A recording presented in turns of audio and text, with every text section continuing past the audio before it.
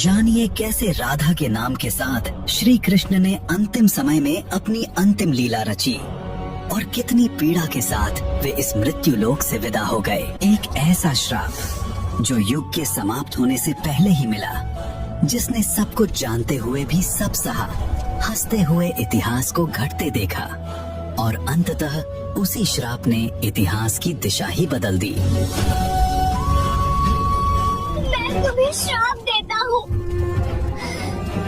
वासुदेव कृष्ण, जैसे मैंने अपने 100 पुत्र को खोया है, वैसे ही तुम अपने परिवार को विध्वंस होते देखोगे। ये है द्वारका नगरी, सोने से सजी, समुद्र के ऊपर स्वयं विश्वकर्मा द्वारा निर्मित। पर श्री कृष्ण का अंतर्मन उसी क्षण अंधकार में डूब गया जब राधा का देहांत हो गया। प्रिय राधा, जो 100 वर्ष पूर्ण कर गोलोक वापस चली गईं, और तभी से श्री कृष्ण अकेले रहने लगे, अकेले ही विचरते और एकांत में भीतर ही भीतर मौन वेदना में रोते रहते थे। वो मधुर सुर जो आत्मा तक उतर जाते थे, अब कहीं खो गए थे।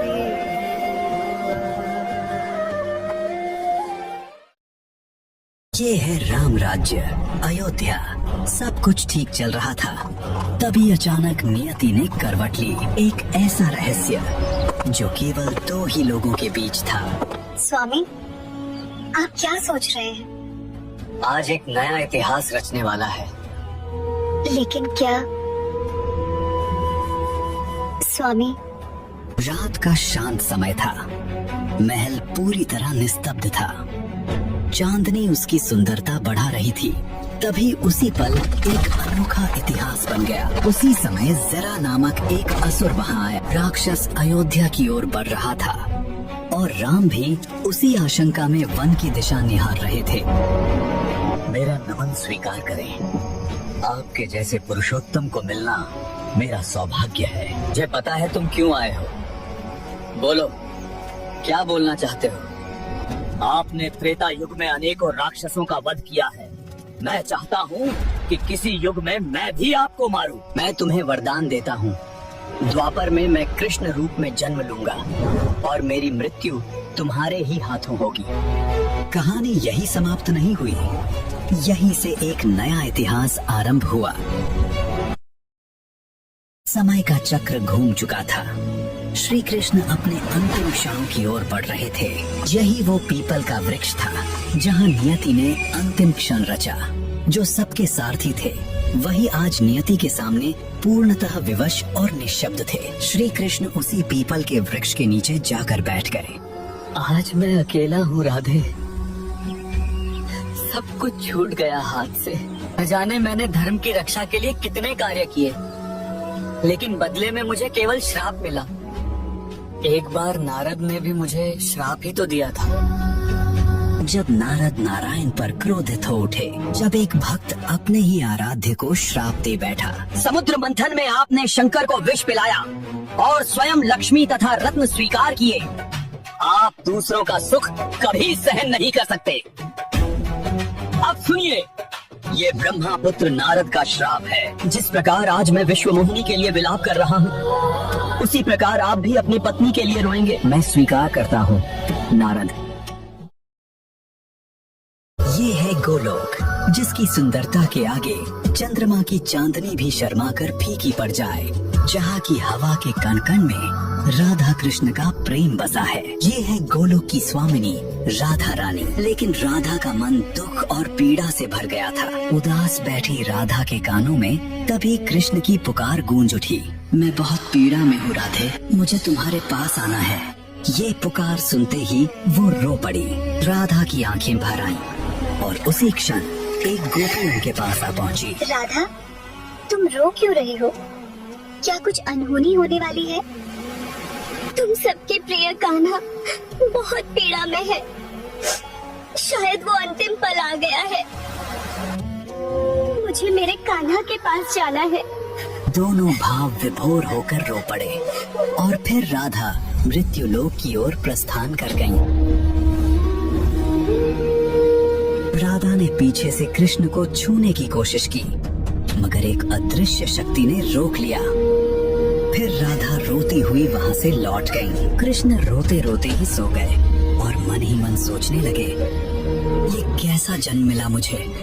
कारागार की दीवारों में जन्म और जन्मते ही माँ की गोद से दूर।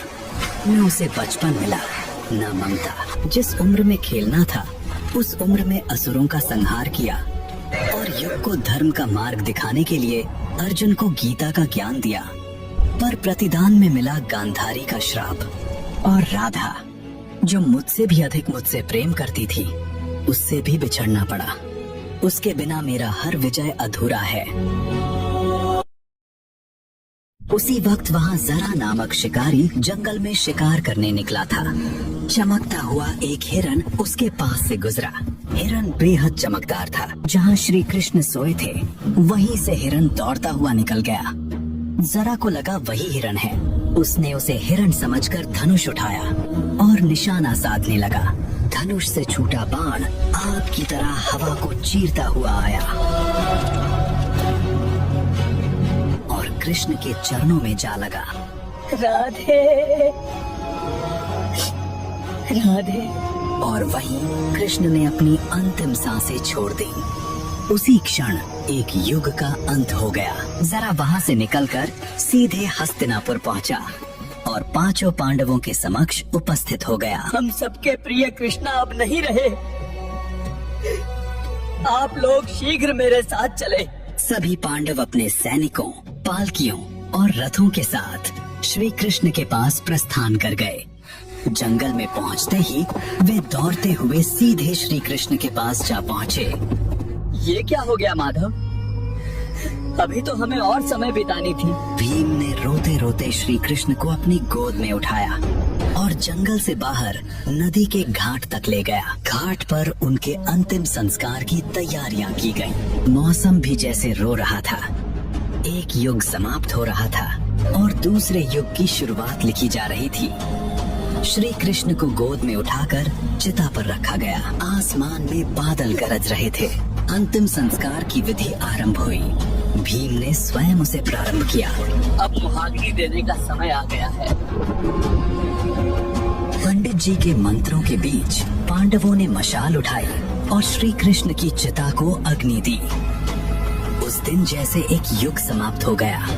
बादल रो रहे थे।